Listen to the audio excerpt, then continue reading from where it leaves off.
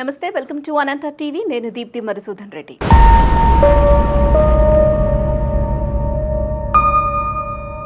అఖిలాండ కోటి బ్రహ్మాండ నాయకుడు శ్రీ వెంకటేశ్వర స్వామికి తిరుమల లడ్డూ ప్రసాదం అంటే అత్యంత ప్రీతి. ఆయనకి చాలా ఇష్టమట ఆ ప్రసాదం అంటే. తిరుమల దర్శనం కోసం ఎక్కడెక్కడి నుండో వెళ్ళే భక్తులు కూడా ఆ లడ్డూ ప్రసాదాన్ని అత్యంత పవిత్రమైనదిగా భావిస్తారు. అంతెందుకు ఆ లడ్డు ప్రసాదాన్ని ఇంటికి తీసుకెళ్ళి భక్తి శ్రద్ధలతో పూజలు చేసి మరీ స్వీకరిస్తూ ఉంటారు. అలాంటి లడ్డు ప్రసాదంలో జంతువుల కొవ్వు కలపటం ఎంత పాపం! ఈ పాపాన్ని మూటగట్టుకుంది వైసీపీనే అంటుంది టీడీపీ. అనటమే కాదు, ప్రూఫ్స్ కూడా చూపిస్తోంది. ఇప్పుడు నా చేతిలో ఉంది కూడా అదే ప్రూఫ్. స్వామివారి లడ్డు ప్రసాదం తయారీలో ఉపయోగించిన నెయ్యి శాంపిల్స్ని పరీక్షల కోసం నేషనల్ డైరీ డెవలప్మెంట్ బోర్డు ల్యాబొరేటరీకి పంపించారు. గుజరాత్లోని ఆనంద్లో ఉన్న ఈ ల్యాబొరేటరీకి దేశంలోనే కాకుండా ప్రపంచవ్యాప్తంగా కూడా మంచి గుర్తింపు ఉంది. అలాంటి ఒక ల్యాబ్లో టెస్ట్ జరిగింది. తిరుమలలో ఉపయోగించిన నెయ్యికి సంబంధించి ఈ ల్యాబ్కి పంపించినటువంటి టెస్ట్ రిపోర్ట్లో నెయ్యి కల్తీ అయినట్లు తేలింది. అదే రిపోర్ట్ ఇప్పుడు నా దగ్గర ఉంది. ఇప్పుడు నా చేతుల్లో ఉంది అదే రిపోర్ట్. ఈ రిపోర్టు ప్రకారం నాణ్యమైన నెయ్యి ఎస్ వాల్యూ అనేది 95.68 నుంచి 104.32 మధ్య ఉండాలి. ఇది నాణ్యమైన నెయ్యి. కానీ ఈ శాంపిల్స్ ప్రకారం ఒక దాంట్లో వచ్చేసి 19.77 ఉంటే, మరో రెండు శాంపిల్స్లో చూసినట్లయితే ఒక దాంట్లో 22.76 ఉంటే, ఇంకొక దాంట్లో 86.88 ఉంది. సో ఇంకా రెండు వచ్చేసి వాల్యూస్కి చాలా దగ్గరగా ఉన్నాయనే చెప్పాలి. ఒకటి 106.99, ఇంకొకటి 117.15గా ఉంది. నిజానికి ఉండాల్సిన వాల్యూస్ చెప్పాను కదా ఇందాక, 95.68 నుంచి 104.32 మధ్యలో ఉండాలి. కానీ దానికి ఏ ఒక్కటి కూడా రీచ్ అయితే అవ్వట్లేదు. ఎస్ వాల్యూని నిర్దేశించిన పరిధిలో లేకపోతే ఒకవేళ దాన్ని ఫారిన్ ఫాట్గా భావిస్తూ ఉంటారు.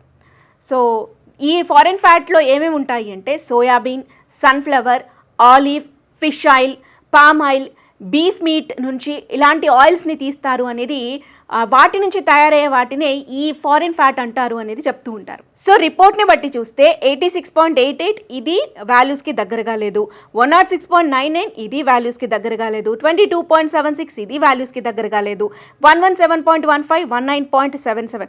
సో ఓవరాల్గా కల్తీ అయినటువంటి నెయ్యినే ఉపయోగించారనేది చాలా క్లియర్గా అర్థమవుతుంది. మీకు ఒకవేళ తిరుమలకి సంబంధించిన అప్డేట్స్ని మీరు ఫాలో అయ్యే వాళ్ళే అయి ఉంటే మీకు ఒక విషయం తెలిసే ఉంటుంది. ఒక 2 ఏళ్ల క్రితం కర్ణాటకకి సంబంధించినటువంటి నందిని ప్రోడక్ట్స్ తోటి డీల్ని క్యాన్సిల్ చేసుకుంది తిరుమల టీటీడీ బోర్డు. సో మరి ఆ సమయంలో నందిని గీ వాళ్ళ ప్రోడక్ట్స్ని క్యాన్సిల్ చేపించేసి వెంటనే ఢిల్లీకి సంబంధించినటువంటి ఒక ఆల్ఫా కంపెనీ తోటి టైఅప్ పెట్టుకుంది టీటీడీ. సో ఎప్పుడైతే టీటీడీ ఢిల్లీకి సంబంధించినటువంటి ఆల్ఫా గీని యూజ్ చేయడం స్టార్ట్ చేసిందో అప్పటి నుంచి లడ్డూ ప్రసాదం అసలు తినటానికి కూడా సరిగా లేకుండా పోయేది. మీరు అందరూ వెళ్ళే ఉంటారు, తిరుమలకి వెళ్ళిన వాళ్ళకి తెలిసే ఉంటుంది. గత 2 ఏళ్లలో ఉన్నటువంటి లడ్డూ ప్రసాదాన్ని కానీ మీరు చూసినట్లయితే మనం తీసుకొచ్చుకున్న వెంటనే పొడిగా రాలి పడిపోవటం. ఇంతకు ముందేమో ఎప్పుడు నెయ్యితో నిండుగా నోట్లో పెట్టుకోగానే చాలా మంచి ఫీల్ వస్తుండేది. కానీ ఎప్పుడైతే ఈ నందిని ప్రోడక్ట్స్ నుంచి డీల్ క్యాన్సిల్ చేసుకొని ఆల్ఫా ప్రోడక్ట్స్కి వాళ్ళు డీల్ కుదుర్చుకున్నారో అప్పటి నుంచి కూడా ఆ లడ్డూని తీసుకెళ్ళి 2 రోజులు ఇంట్లో పెట్టుకుంటే 3వ రోజుకి దానిపైన బూజు వస్తూ ఉండేది. మీరు గమనించే ఉంటారు, ఇంట్లో కూడా 2 ఏళ్ల క్రితం నుంచి ఎవరైతే తిరుమలకి వెళ్ళి లడ్డు ప్రసాదం తెచ్చుకొని ఉంటారో, లేదా మీకు సంబంధించిన వాళ్ళు ఎవరైనా తిరుమలకి వెళ్ళి లడ్డు ప్రసాదం తీసుకొచ్చి మీకు ఇచ్చిన వాళ్ళు ఉంటే, మీరు గమనించి ఉంటే ఈ విషయం మీకు తెలిసే ఉంటుంది. సో ఇక్కడ ఇంకొక విషయం చెప్పాలి. ఇప్పటి వరకు కేవలం లడ్డు ప్రసాదంలోనే కల్తీ నెయ్యి వాడారు, లడ్డు ప్రసాదంలోనే జంతువులకి సంబంధించిన కొవ్వు నుంచి తీసినటువంటి ఒక ఆయిల్ని ఈ నెయ్యిలో, ఈ లడ్డు ప్రసాదంలో వాడారు అని మాత్రమే వినిపిస్తోంది కదా. మరొక విషయం ఏంటంటే, విశ్లేషకుల నుంచి వినిపిస్తున్న మాట ఏంటి అంటే, కేవలం లడ్డు ప్రసాదంలోనే కాదు, స్వామి వారికి అర్పించినటువంటి అన్న ప్రసాదాల్లో కూడా ఇదే నెయ్యిని వాడారు. స్వామి వారికి పెట్టే నైవేద్యంలో కూడా ఇదేనా? అసలు కలియుగంలో ప్రత్యక్ష దైవంగా కొలుస్తూ ఉంటారు వెంకటేశ్వర స్వామిని. హిందువులకి చాలా అత్యంత ప్రీతికరమైనటువంటి స్వామివారు ఆయన. అందరూ మన కలియుగంలో మన ఎదురుగా కనిపించే దేవుడు వెళ్ళి ఆయనకి ఏదైనా చెప్పుకున్నామంటే ఖచ్చితంగా కోరిక నెరవేరుస్తాడు.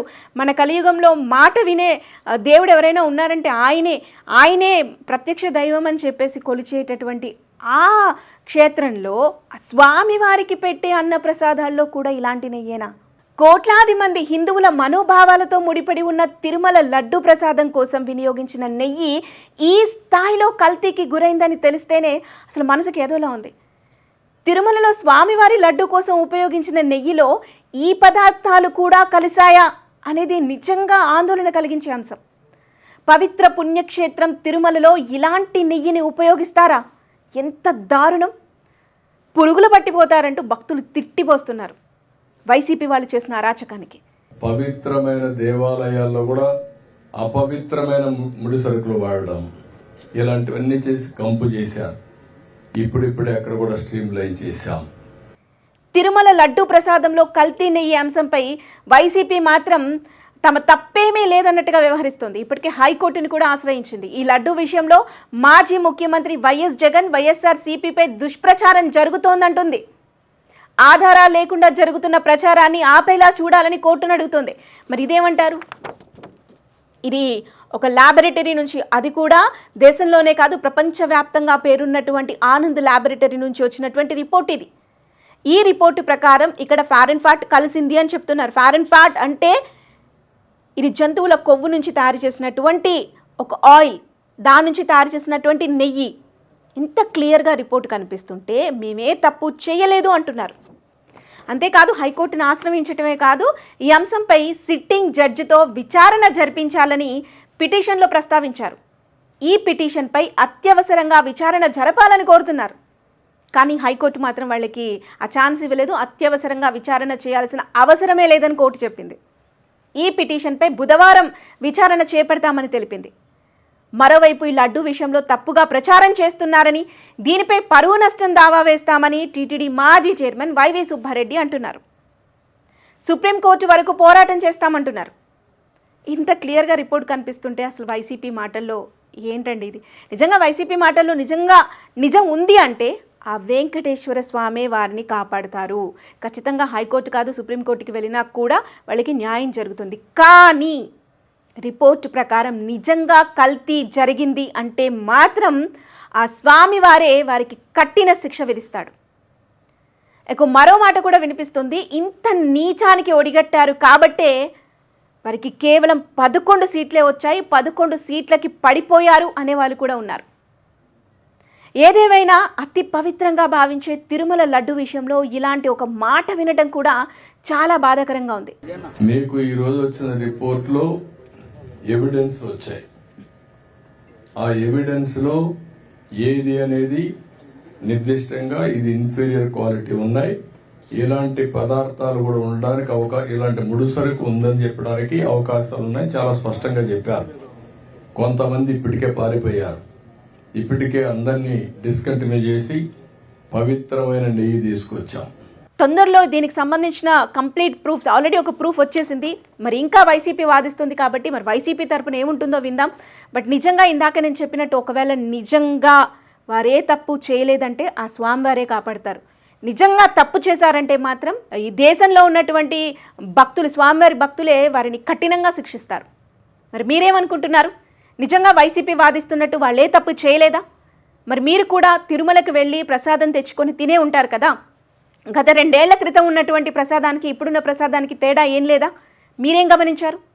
అండ్ ఇంకొక విషయం చెప్పాలి, ఏదైతే మరి వైసీపీ ప్రభుత్వం కర్ణాటకకి సంబంధించినటువంటి నందిని ప్రోడక్ట్స్తో డీల్ని క్యాన్సిల్ చేసుకొని ఢిల్లీ ఆల్ఫాకి వెళ్ళిందో, ప్రస్తుతం టీడీపీ గవర్నమెంట్ వచ్చిన తర్వాత మరి ఇప్పుడు ఈ విషయం బయటకు వచ్చాక వెంటనే ఢిల్లీ ఆల్ఫా కంపెనీతోటి డీల్ని క్యాన్సిల్ చేసుకొని మళ్ళీ తిరిగి ఆ డీల్ని నందిని ప్రోడక్ట్స్కే ఇచ్చారు. సో మనం ఇప్పుడు గమనించవచ్చు, ఇప్పుడు తిరుమలకి వెళ్తే వన్స్ ఈ ప్రొడక్షన్ అంతా స్టార్ట్ అయిపోయింది అంటే ఆ లడ్డూకి ఈ లడ్డూకి తేడాని మనమే గమనించవచ్చు, మనమే జడ్జ్మెంట్ కూడా ఇవ్వచ్చు. మీరేమంటారు దీనిపై?